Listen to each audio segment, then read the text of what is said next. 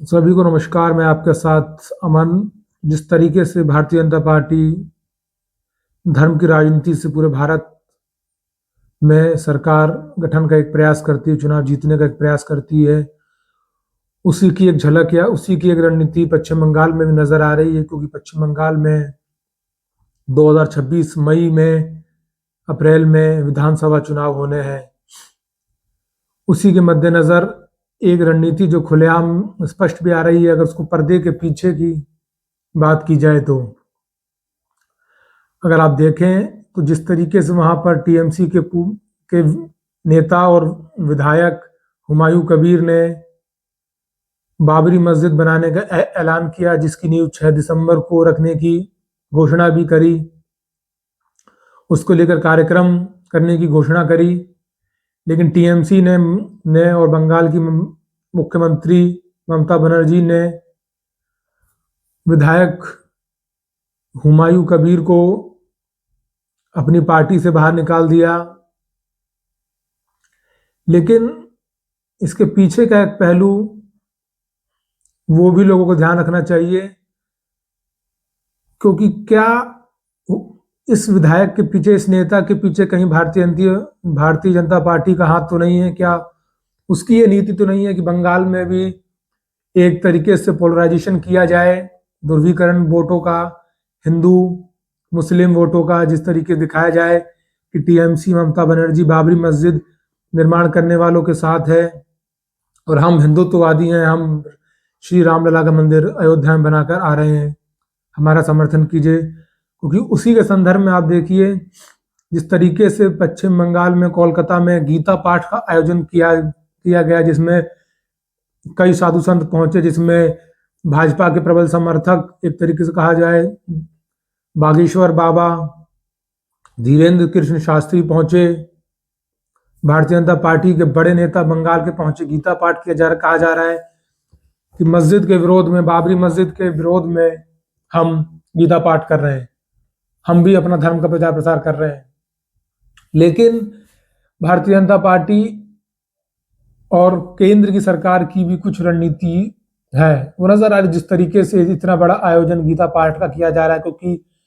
Bharatiya Janata party की खुलेआम इसमें रणनीति दिखाई दे रही है, क्योंकि वो चाहती है कि लोगों में विकास की बात ना आए, लोगों में सही रणनीतियों और सही नीतियों की बात ना आए कि सरकार कैसे चलनी चाहिए, कैसे बंगाल का विकास हो, कैसे देश का विकास हो। भारतीय जनता पार्टी ने इस बार यही सोचा है कि मंदिर बनाम मस्जिद की लड़ाई छेड़ी जाए, मुस्लिम बनाम हिंदू की लड़ाई छेड़ी जाए और चुनाव में फायदा उठाया जाए। तो ये ध्यान रखना चाहिए लोगों को कि भारतीय जनता पार्टी अब इस तरीके से चुनाव जीतने के लिए पूरी तरीके से तैयार हो चुकी है। वो जान गई है कि विकास के मुद्दे पर भारतीय जनता पार्टी का चुनाव जीतना बंगाल में मुश्किल है या नामुमकिन है, और अब अंतिम ब्रह्मास्त्र यही बचा है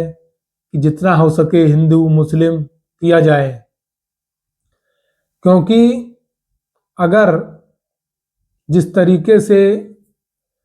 भारतीय जनता पार्टी हुमायूं कबीर कि कहीं ना कहीं सामने से ना सही हो सकता है, पीछे से समर्थन कर रही है, सपोर्ट हो कि आप करो मुसलमान की राजनीति, टीएमसी की तरफ से लोगों में वो संदेश जाए कि ममता बनर्जी या टीएमसी पार्टी पूरी तरीके से हिंदू विरोधी होकर मुसलमानों के पक्ष में जा चुकी है और हम भारतीय जनता पार्टी प्रखर हिंदुत्ववादी, प्रचंड हिंदुत्ववादी हैं, इसलिए आप हमारा समर्थन करिए। भूल जाइए कि ममता बनर्जी ने क्या विकास किया